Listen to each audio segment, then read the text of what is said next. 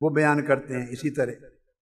پھر امام عبد الرؤف المناوی ہیں، وہ بیان کرتے ہیں وَكَانَ فِي الْفِقْهِ وَالتَّصَوُّفِ إِمَامًا، تصوف اور فقہ میں آپ امام تھے، اور اجمع علی امامتہ اہل الخلاف والوفاق، ان کو ماننے والے اور مخالفت کرنے والے سب کوئی آپ کے مقام امامت کو مانتا تھا۔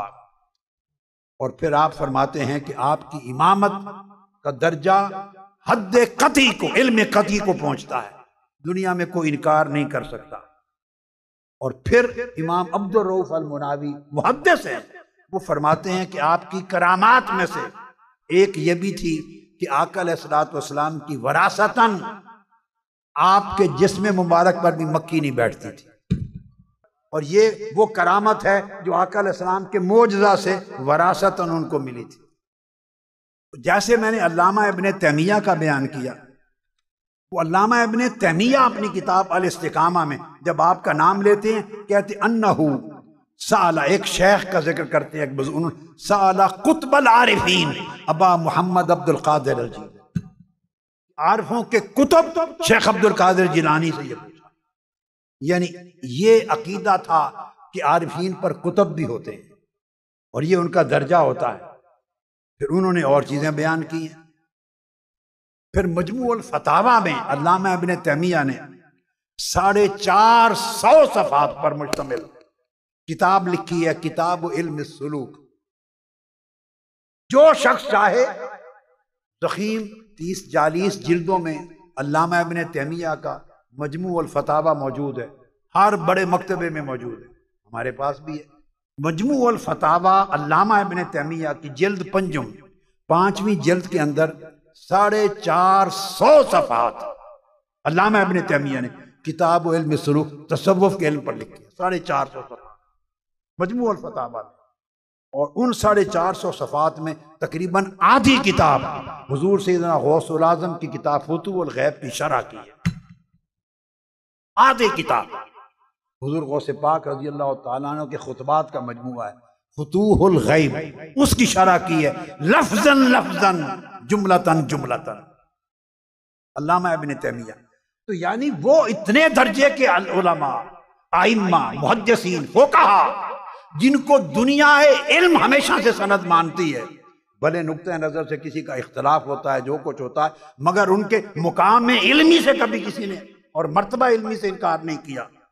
ان کا عالم یہ ہے کہ وہ ان کی کتابوں کی شرح لکھتے ہیں۔ میں نے ریفرنس دے دیا ہے، ہر سننے والے کو چاہیے مجموع الفتاوی ابن تیمیہ کی 5ویں جلد اٹھائیں، 450 صفحات، صرف حضور سیدنا غوث العظم کی کتاب فتوح الغیب کی شرح، اس کے آدھے صفحات پر لگ بھگ سمجھیں 250-250 صفحات صرف حضور غوث پاک کی فتوح الغیب کی شرح پر ہے۔ یعنی اندازہ کریں کہ ان کی عقیدت کیا تھی اور ان کا احترام کیا تھا اور ان کے مقام و مرتبہ کا تسلیم کرنے کا عالم کیا تھا۔ یہ علامہ ابن القیم ہے، کون کون سا نام، کس کس سے، اگر یہ کسی کی بات کو نہیں ماننا تو پھر تو ذخیرہ علم ختم ہو گیا، پھر علم سے کوئی تعلق ہی نہیں رہا۔ میں نے تمام جہاد کے اکابر ائمہ علماء کے درج کر دیے۔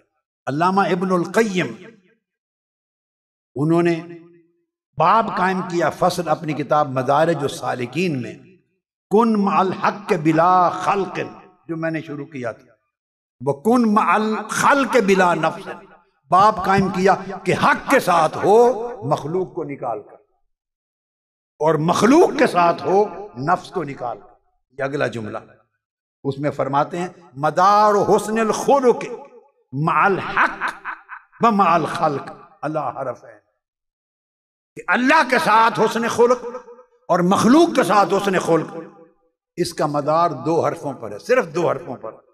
اور فرماتے ہیں وہ 2 حرف وہ خلاصہ ہیں اللہ کے تعلق کو کیسے حاصل کریں اور مخلوق کے تعلق میں صفائی کیسے ہو۔ وہ کہتے ہیں سارے تصوف کا خلاصہ شیخ عبد القادر جیلانی کے 2 حرف ہیں۔ آپ نے فرمایا کن مع الحق بلا خلق و مع الخلق بلا نفس، اگر اللہ کے ساتھ ہو تو مخلوق درمیان میں نہ رہے، اور اگر مخلوق کے ساتھ برتاؤ ہو تو تیرا نفس درمیان میں نہ رہے۔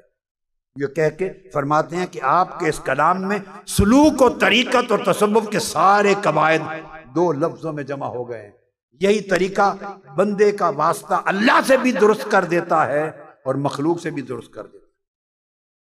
یعنی اس درجے کے ائمہ وہ اپنی کتابیں بھرتے ہیں، یعنی سیدنا شیخ عبد القادر جیلانی اور آگے بہت سارے ابواب ہیں، یہ علامہ ابن القیم کے میں نے بتایا۔